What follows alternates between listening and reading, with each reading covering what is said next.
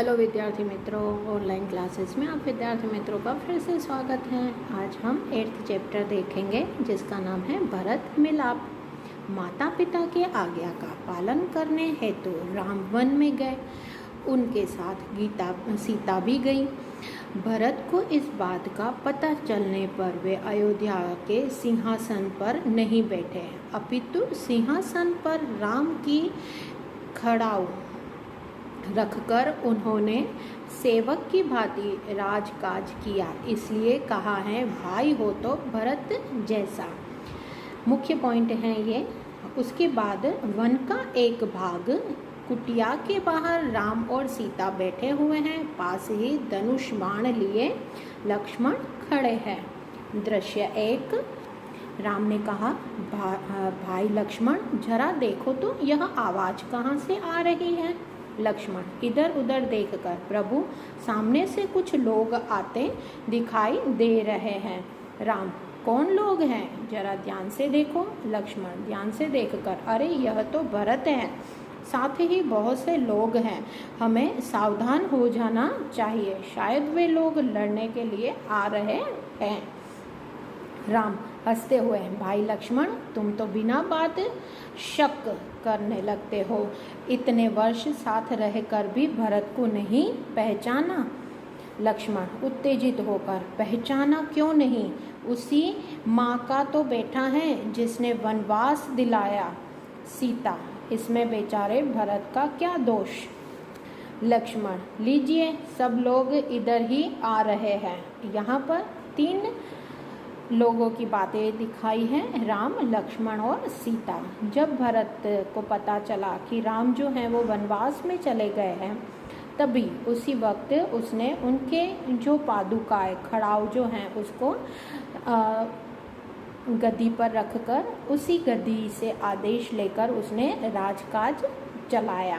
उसी वक्त उसने ये भी कहा कि मैं खुद स्वयं जाकर राम को वापस बुलाकर लाऊंगा और उसी का जो राज है उसको मैं दिलवा दूंगा। ऐसा वो सोचकर अपनी सेना लेकर वो आ रहा था वन की ओर।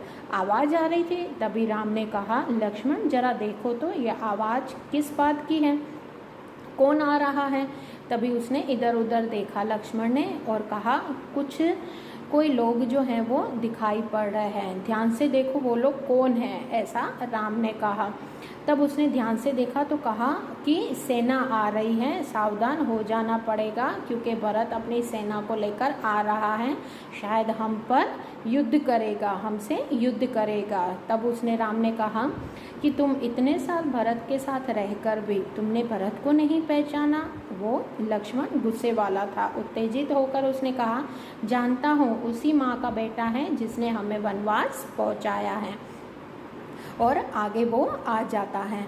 तभी सीता ने कहा, इस बात के लिए बेचारे भरत का क्या कसूर है, क्या दोष है। तभी लक्ष्मण ने कहा, लीजिए सब लोग इधर ही आ रहे हैं। उसके बाद दृश्य 2। भरत दौड़ते हुए कुटिया के निकट आते हैं। उनकी आंखों से आंसू बह रहे हैं। वे राम के चरणों में पड़ते हैं।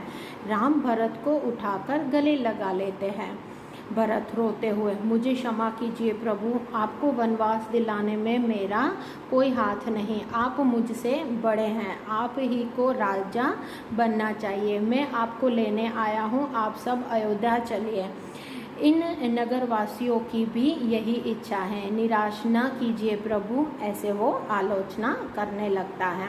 वो उनको मनाने की कोशिश कर रहा है कि आपको वनवास दिलाने में मेरा कोई भी हाथ नहीं है, मैं बेकसूर हूँ और ये सारे लोग आपको वापस नगरी में लेने के लिए आए हैं। आप मेरे साथ अयोध्या चलिए, आप मुझे निराश ना कीजिए प्रभु, ऐसे करके वो बोल रहे हैं। उसके बाद राम, भाई भरत, मैं तुम्हारा प्रेम देखकर प्रसन्न हूँ, किंतु मैं माता पिता की आज्ञा का पालन करने हेतु वन में आया हूँ, वनवास पूरा करके ही लौटूंगा।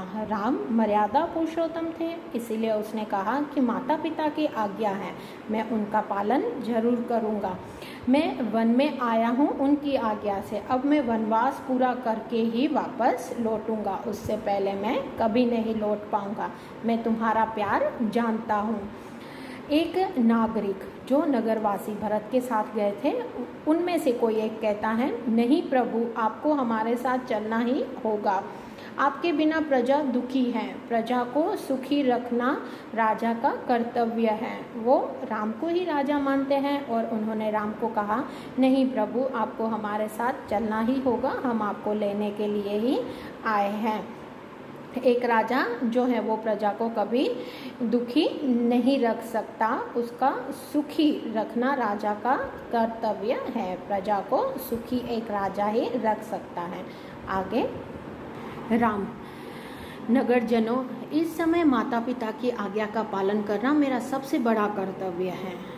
भरत मेरा भाई है, जब तक मैं वनवास पूरा करके न लौटूं तब तक भाई भरत आप सबके सुख दुख का ध्यान रखेगा। आप उसे राजा माने, यह मेरा आदेश है। ऐसा राम ने कहा कि मैं माता पिता की आज्ञा का पालन कर रहा हूँ, सबसे पहला कर्तव्य मेरा यही है, और भरत मेरा ही भाई है। मैं वनवास में जब तक रहूँगा, जब तक लौटूंगा नहीं, तब तक भरत ही आपका ध्यान रखेंगे, वो आपके सुख दुख का भी ध्यान रखेंगे। आप इसकी बात मानोगे, यह मेरा आदेश है। भरत कुछ सोचकर, अच्छा प्रभु, जैसी आपकी आज्ञा, पर मेरी एक विनती है, उसे स्वीकार करें। भरत जो है वो हाँ बोल देते हैं, हाँ ठीक है, पर मेरी भी एक इच्छा है, आप उसको स्वीकार करें। राम बोले, बोलो क्या चाहते हो। राम ने कहा, बोलो तुम क्या चाहते हो। आगे देखें। भरत, मुझे आप अपने पाँव की खड़ाऊ यानी कि पादुका दे दीजिए। राम, खड़ाऊ, खड़ाऊ का क्या करोगे। भरत, इन्हें सिंहासन पर रखकर आपके लौटने तक सेवा की तरह राजकाज करूँगा। सेवक की तरह, सेवक बनकर मैं आपका राजपाट संभालूंगा। भरत का प्रेम देखकर राम, सीता और लक्ष्मण गदगद हो गए, मतलब खुश हो गए। रामचंद्र आगे बढ़कर भरत को गले लगाते हैं। खड़ाऊ लेकर भरत तथा नगरजन राम और भरत की जय बोलते हुए विदा होते हैं। इस तरह से वो विदा हो जाते हैं, वो वापस अपनी अयोध्या नगरी में चले जाते हैं। भरत का राम के प्रति बहुत प्रेम था, वो उन्हें स्नेह भी करते थे।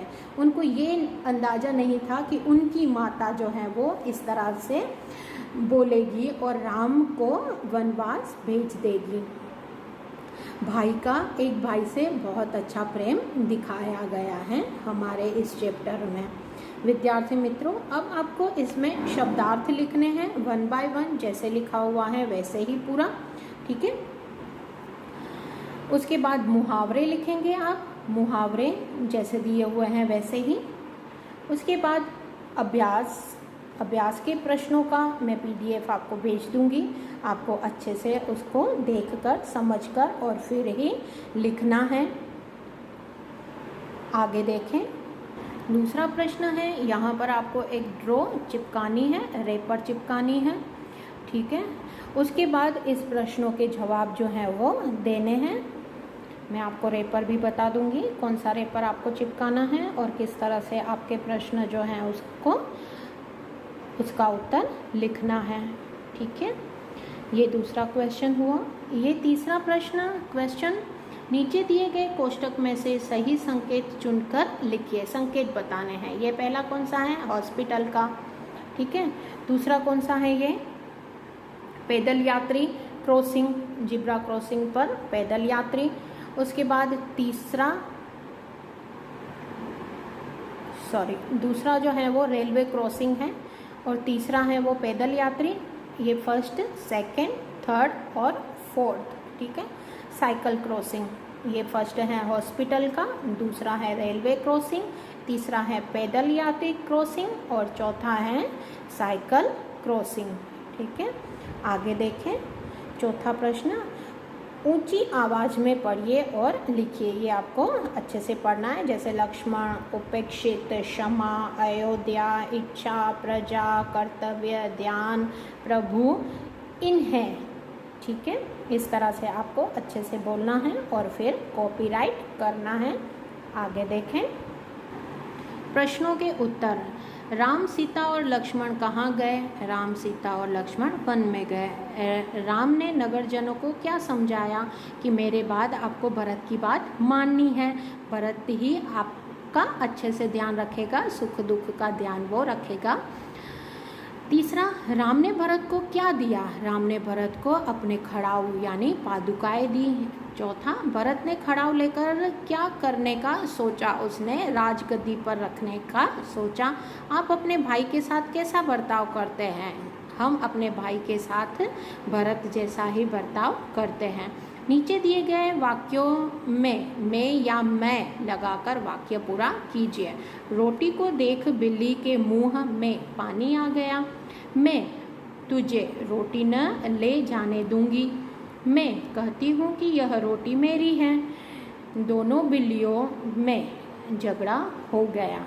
रोटी लेने पहले मैं झपटी थी। जल थल, तीसरा प्रश्न, जल थल और पेड़ों पर रहने वाले पशु पक्षियों के नाम अलग अलग लिखिए। जल में रहने वाले केकड़ा, बतख, मछली, कछुआ, मगर।